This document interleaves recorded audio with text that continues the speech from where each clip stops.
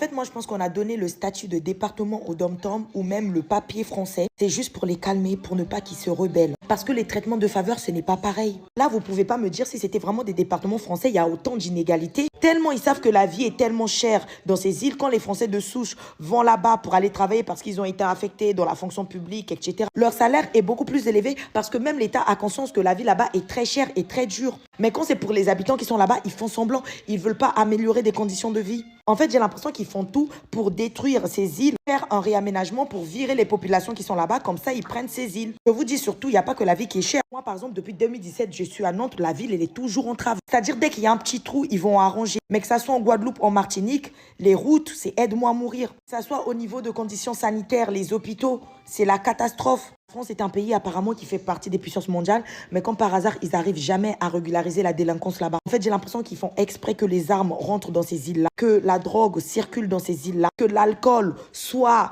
partout dans ces îles pour abrutir les jeunes, pour abrutir les générations futures. Parce que si les jeunes là-bas, ils sont wangoulou wangoulou, qui pourra défendre ces îles? Au final, de génération à génération, il y aura des jeunes qui vont quitter ces îles parce qu'il n'y a pas l'avenir là-bas. Et bah, tous les blancs de souche, ils vont aller s'installer. C'est que quand il y aura des blancs qui vont s'installer là-bas qu'ils vont améliorer les conditions de ces îles. Parce que j'ai remarqué dans les quartiers, là où il y a majoritairement des blancs là-bas, c'est des beaux quartiers. C'est bien arrangé, il n'y a pas de trous. Dès que tu vas là où il y a des noirs, bah c'est bracata. Et à quel moment vous allez dire que ces îles-là sont françaises? Le pire, c'est que les personnes qui vivent là-bas payent les mêmes impôts que les personnes de la métropole, mais n'ont pas les mêmes conditions. C'est vraiment une honte. En fait, moi, je pense qu'ils considèrent encore les personnes de ces îles-là comme des anciens esclaves. Ok, je suis désolée. Vraiment, ils vous prennent pour de la merde. Vous êtes inférieurs. Ils veulent même pas mettre les conditions pour prendre soin de vous, pour vous laisser mourir. Et ensuite, s'accaparer de